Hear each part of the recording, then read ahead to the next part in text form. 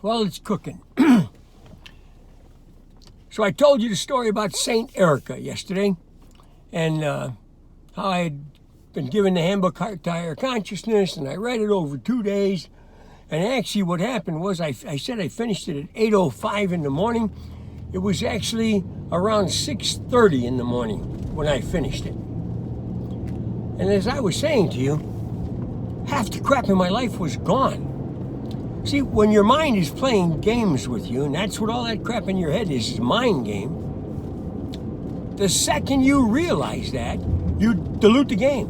You may even, like I did in my case, eliminate whole pieces of the game. Your mind says, oh, okay, I'm done. You caught me. I've been here. My job to piss this guy off. You caught me. I'll stop doing it. Okay? So, the effect of reading that was so powerful, in my perception. And you have to understand, this is 35 years ago. If we still got people with their heads up their ass today, you got to believe 35 years ago there were a lot more of them. None of this stuff was there. You know, the thing that, excuse me, I got this crap I can't get rid of. Old age stuff, you know. The thing that I could not believe or understand after I finished that book, I kind of put it down and I said to myself, how the hell could that happen?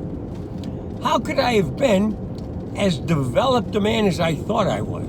You know, we all think we're developed, and most of the time we're not. But what we think we do makes us feel good. And I really thought I was the guy who had my shit together. I always had a good attitude and I got good skills, you know, discipline, all that other stuff. But all of this stuff in the handbook was new to me. It actually almost foreign. And I asked myself, how the heck, why didn't I hear about it? And the answer is pretty simple. The handbook, you might even argue, is derived from, in Ken's journeys to heal himself, he was obviously touched by all this mystical stuff that comes out of the East, and he integrated it into his life and created the 12 pathways, prescriptions for happiness, and all the other stuff that he gives us. The interesting thing about that was that, how do I want to say this? Here's why. You would have thought that if it's that good, and I'm telling you it's that good, that it would have permeated. Everyone would be talking about it. You'd just hear about it everywhere. You know what's going on with this mystical stuff? But no. See, the United States is a Judeo-Christian country. At least now it's a Judeo-Christian Islamic country because there's been an influx of Muslims into the mainstream culture of the United States, and there's always a couple of Jains and some Buddhists and all those other guys. But what happens is, I don't know, this is, let's say there's 300 million people in the United States. I think there's actually more than that. Arguably, 200 million of them are Christians. And maybe another 70 or 80 million are Jews. I don't know, by no means am I implying that these are legitimate statistics. But all the men and women in politics, and all the men and women in authority in this country at that time, held one of those beliefs true to themselves. And if you got a true belief, you don't want anybody talking about other stuff, because other stuff will disrupt your belief system. Yeah, one of my greatest first tests, I was 17 years old. No, 18, because I was on my way to Japan. I was in the Marine Corps. I went in the Marine Corps when I was 17. I went to boot camp. I went to my schools. And now I have orders to go to Japan. This is April of 1961. Yeah, April 1961. Okay? And I rode myself, a guy who was the best man at my wedding, Stan Fawn, and a lady Marine named Anna Zacabe, make the trek from Memphis, Tennessee, where we were stationed, to the West Coast. Anna lived in Los Angeles. Because Stan had a car. Seems to me it was a 55 Ford with a 56 Mercury engine in it, beefed up a little bit. We drove cross country and averaging over 75 miles an hour. And just an incredible drive. And Anna, nice lady, she brought us to our home, and so we could clean up. You're riding a car for 35 hours, you're going to stink like a goat. I don't care if you got air conditioning or not, but we didn't have air conditioning. And Anna's father was a man regarded in his community as a living saint. It appears that in his youth, he had experienced the appearance of an angel. I don't know whether that's real or not, but I know Uncle Jimmy believed that. And his presentation of it was so profound that so did everybody who talked to him. And basically, long story short, he was working in his family's grocery store. A burglar came in, put a gun in his face and said, "Give me your money." And an angel appeared and scared the guy away. And from that moment on, Uncle Jim was a marked man. He was a Christian, and he believed to the heart of his depth that it was absolutely impossible for a human being to get to heaven without knowing the Christ, without surrendering to the Christ. Well, even when I was 18, I was kind of a dick. Guys like that are real pushy. And that's just the way it is, and no talk about this. So I challenged him. And the argument that I challenged him with was an Aboriginal child living in a place where no Christian missionary had ever gotten to, who worshiped collectively along with his tribe the Great Tree. And the Great Tree was a living symbol of God and all of his wonder. And that little boy grew into a man, a proud man who worked his life off, and he adhered to all of the tenets that were presented to his people as being from the Great Tree via God. So, took 3 hours. Uncle Jimmy said, can't get to heaven without Jesus. And finally he said, yeah, I suppose that if that man did everything that he was supposed to do, and he lived that pure life, he was going to go to heaven. I bet it killed him to admit that. It's not why I did it.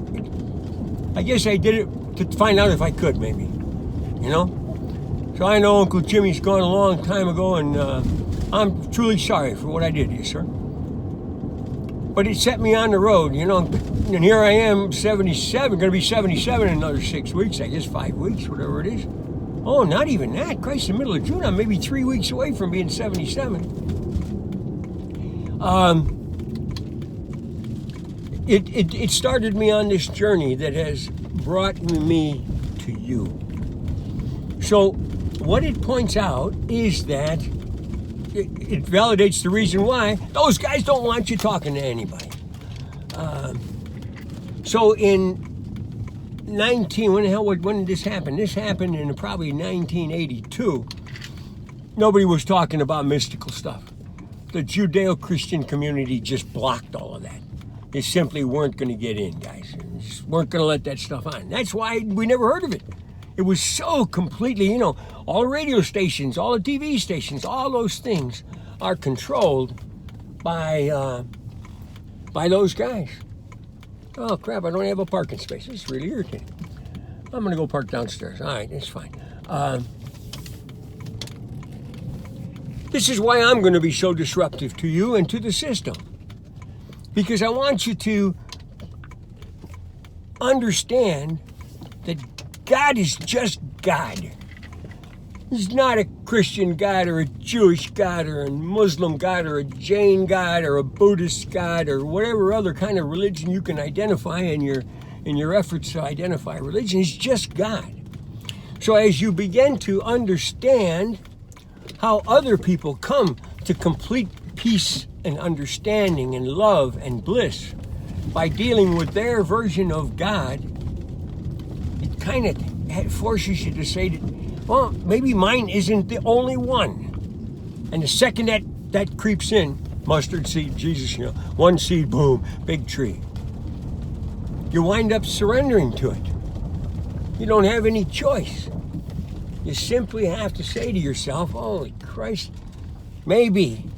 And that's when the door opens. That's when you suddenly start remembering the things that came in, and you just kind of intellectually blocked them because you don't want to challenge. The second you start challenging what you believe, your mind goes into a disruptive period because it don't know what the hell to do with it. Especially if the new information that you get is so powerful that it changes who you are. That's what higher consciousness does. I asked my master Ken Kais once, how come there wasn't any mention of God in the Handbook to Higher Consciousness? And he gave me what may be the best answer I've ever heard to that question, because I asked it of a lot of people. He said, he said, God is a concept of deep center and quiet. When you go deep in and become quiet, God comes. He fills the void. He fills the void. As long as you're out here dealing with life in all of its aspects, God's not coming into that. Now, if you're deeply centered and you're working out, that's a whole different thing. But you're moving through what you do at peace. I just flow. I don't care if it's good or bad, if I win or not. None of that matters.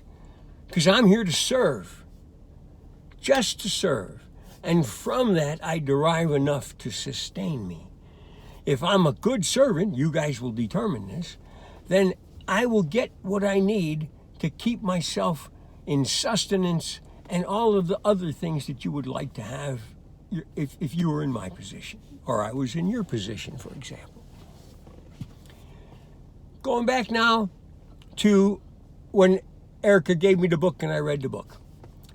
I actually finished it at 6:30 in the morning, and I sat down on my couch. I had a little one-bedroom apartment.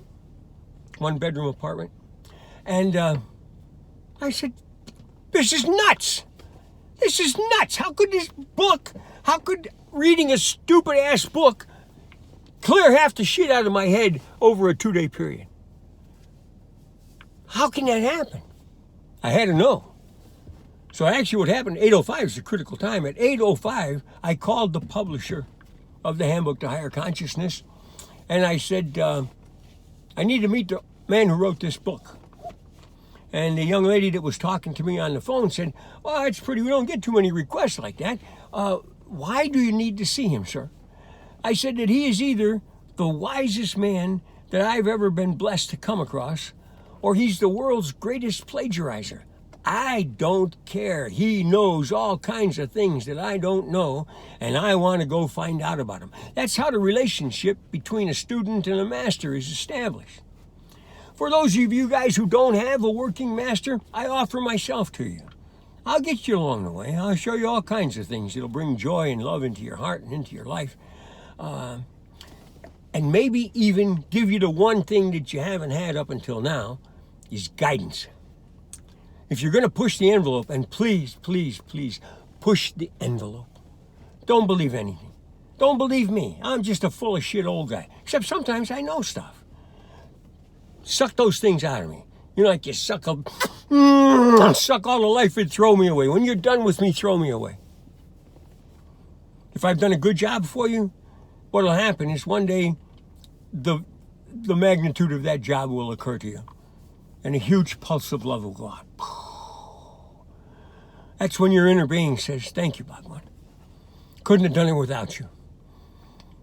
Just like what I said to Ken. Thank you, Master. Could not have done it without you. Rajneesh, the master teacher who succeeded Ken in my personal evolution. Wow. See, Ken prepared me. Got me ready for the real shit. And then Rajneesh opened the door. Filled the door. Ken was working from pain. He discovered what he knew because he was in pain. Rajneesh was just there to discover, and I'll talk about him.